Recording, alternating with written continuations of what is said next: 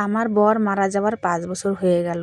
আর এখনও আমি ছেলে-মেয়ে নিয়ে কেন ভাড়া বাড়ি থাকি এখনও অনেকে অবাক হয়ে যায়।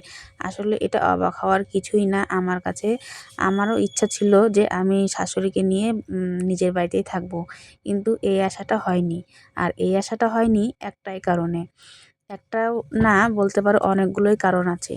তো কারণগুলো হচ্ছে একটা ভিডিওর মাধ্যমে তো আর বলা যায় না। তো তোমাদেরকে কিছু কারণ বলি। প্রথমত কারণ ছিল আমার ছেলে-মেয়ে পড়াশোনা করতে পারবে না।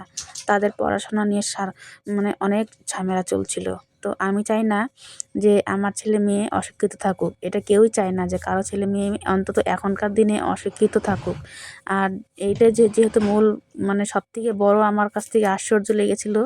আর তখনই আমি মানে ভেবে নিয়েছিলাম যে শ্বশুরবাড়িতে আমি থাকবো না। আমি আগে যেরকম আমার বর থাকতে ভাড়া থাকতাম, আমি আমি একাই থাকবো। আমার কারো হেল্প লাগবে না। আমি যদি ঠিক থাকি, আমি সব মানে সব বাধা, সব বিপদ পেরিয়ে আমি আমার ছেলে-মেয়েকে একাই মানুষ করব।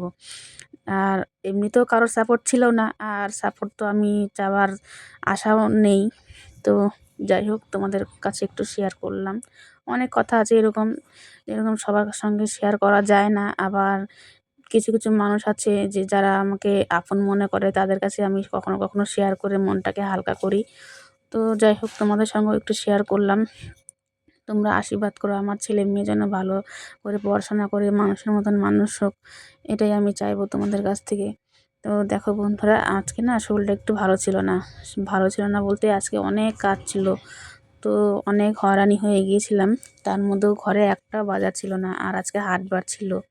তো আজকে মেয়েটারও শরীরটা ভালো না। ও কালকে স্কুল থেকে ফুচকা খেয়ে এসেছে। ফুচকা খেয়ে এসে ওর শরীরটা খুব খারাপ করছে। তো ও শুয়েছিল। আমি বিছানাটা একটু পরিষ্কার করে নিলাম। নিয়ে তারপরে বাজারে চলে গিয়েছিলাম। বাজার থেকে দেখো কত রকমের সবজি নিয়ে আসছি।